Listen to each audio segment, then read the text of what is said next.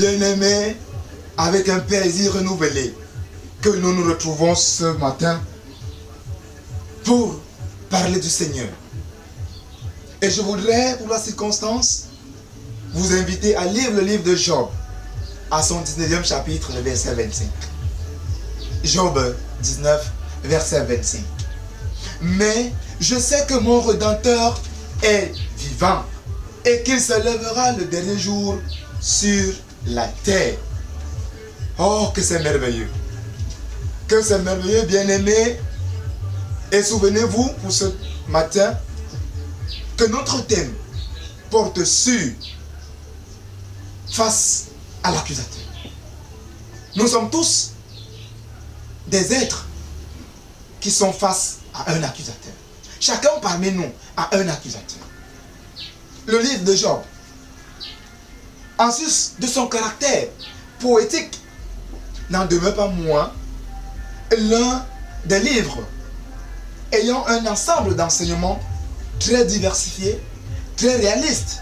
Et l'un de ces enseignements, c'est que le diable n'hésite, ne résigne devant une seule minute, devant quelques obstacles que ce soit, à nous cribler, à nous massacrer, à faire de nous, à médire de nous, à nous accuser, non seulement devant le trône du Seigneur.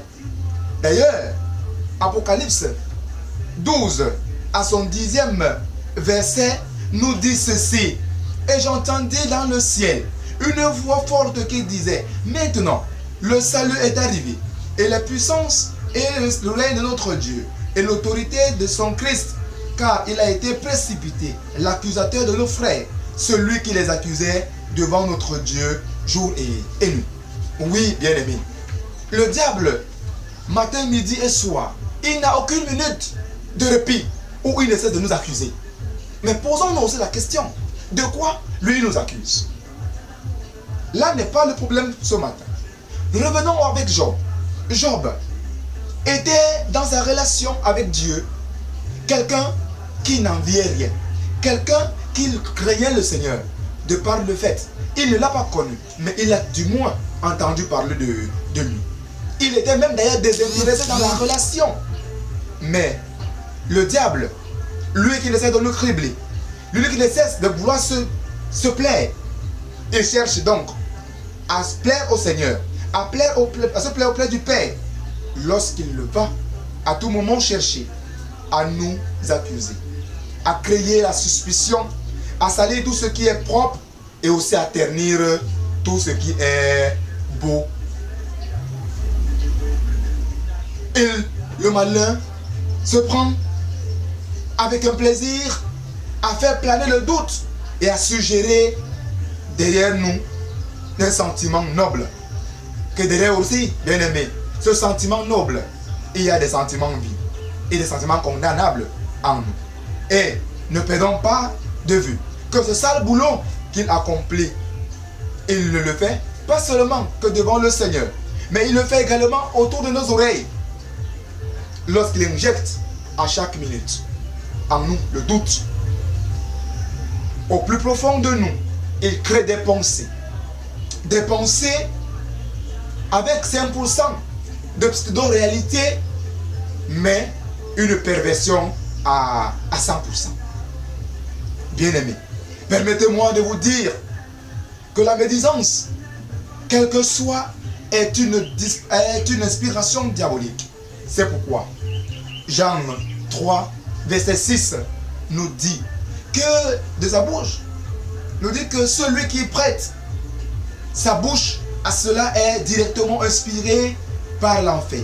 Devant ce fléau, les amis, nous avons un seul remède. Et le remède, il se retrouve dans le livre d'Apocalypse, à son chapitre 12, les versets 11. Il est dit ceci: ils l'ont vaincu à cause du sang de l'agneau et à cause de la parole de leur témoignage, et ils n'ont pas aimé leur vie jusqu'à craindre la mort. Oui, bien-aimé, face à l'accusateur, face à l'accusation, fermons la gueule au diable. Parce que hier, Job n'a pas connu Dieu. Job n'a pas connu le sacrifice de Jésus. Mais toi et moi, qui l'avons connu aujourd'hui et qui en sommes des bénéficiaires, c'est pourquoi, lorsque à chaque fois, le diable me dit de nous, lorsqu'à chaque fois, le diable cherche à nous massacrer, lorsqu'à chaque fois, le diable cherche à nous conduire vers la perdition, face à ces accusations, proclamons tous et d'une voix forte, c'est Dieu qui me justifie. Oui, face à l'accusateur bien-aimé, sentons-nous justifiés par Jésus-Christ, lui-même, le Maître qui a dompté la vie et la mort, qui a dompté même les accusations de l'accusateur. Bien-aimés, soyez bénis, soyez transformés par cette parole qui vous rend aujourd'hui justifiés devant l'accusateur. Mais continuez à aimer la page, continuez, bien-aimés, à partager pour donner gloire au Seigneur et que d'autres chrétiens puissent également être bénis comme vous. Amen.